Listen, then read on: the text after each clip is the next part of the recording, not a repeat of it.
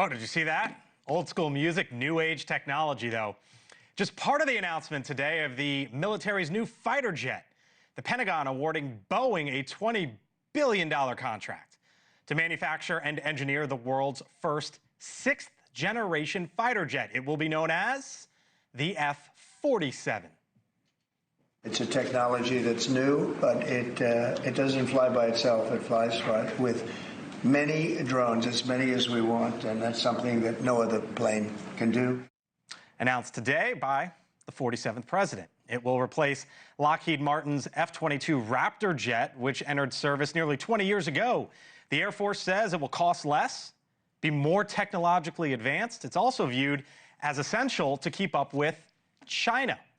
Joining me now is the retired Air Force Brigadier General John Teichert, who flew in 38 different aircraft, including that F-22 I just mentioned. John, Brigadier General, thanks for being with us tonight here on the Hill. Appreciate it. So this thing is $300 million a piece. It looks like we're probably going to get it in the next handful of years or so. Technology always advances, right?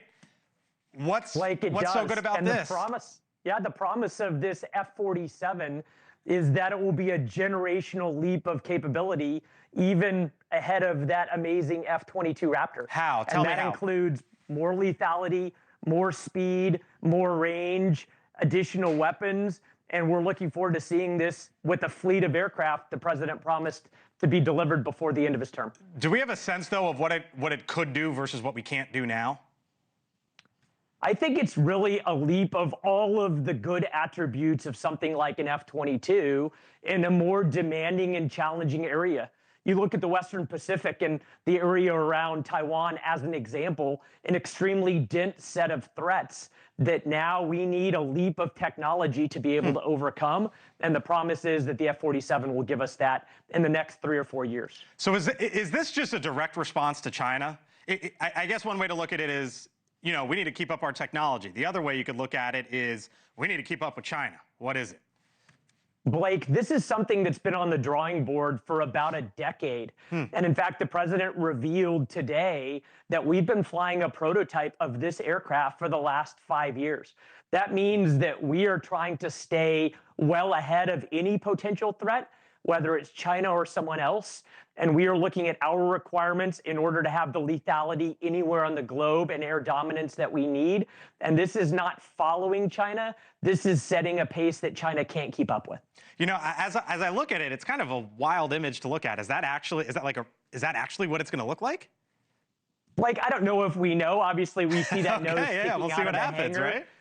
We're not sure. And the thing that the president promised about this aircraft is that it would be the F-47, which would be a manned part of this platform, but it would then be incorporated into a family of systems of CCAs, or collaborative combat aircraft, which are autonomous drones that would be its wingmen, that would add to the lethality of the single man platform that you may or may not see peeking out of a hangar there in those pictures. So you bring up how it's manned, meaning that there's going to be a pilot or pilots in it.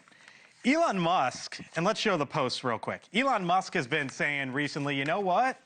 In this age of drones, crewed fighter jets, he says, are an inefficient way to extend the range of missiles or drop bombs. A reusable drone can do so without all the overhead of a human pilot. And then he went on to say, meanwhile, some idiots are still building manned fighter jets like the F-35. I heard Pete Hegseth say today, Brigadier General, that this is a gift for our kids, a gift for our grandkids. Who's right here, Hegseth or Musk? Blake, I appreciate that Elon Musk is pitching into our national defense here, but the combination of the manned aircraft that is like the quarterback of the team that incorporates these unmanned aircraft gets the best of both worlds. So you say we need both is basically right, is basically what you're saying. Hegseth absolutely is right here as we balance the benefits of manned and unmanned in this teaming that is centered around an F-47. Would you want to fly the thing? You've flown 38 Put me in, Coach. I used to fly F-22s. I used to command Edwards Air Force Base, which is where they're going to test this thing. Give me a flight suit, and I'll take on anyone in the world. Man, I would love to do it. I could only imagine. Brigadier General retired John Teichert, thanks for being with us tonight. Fascinating to hear your perspective. Thank you for watching, and make sure you go to joinnn.com to find NewsNation on your television provider. And don't forget to click the red subscribe button below to get more of NewsNation's fact-driven, unbiased coverage.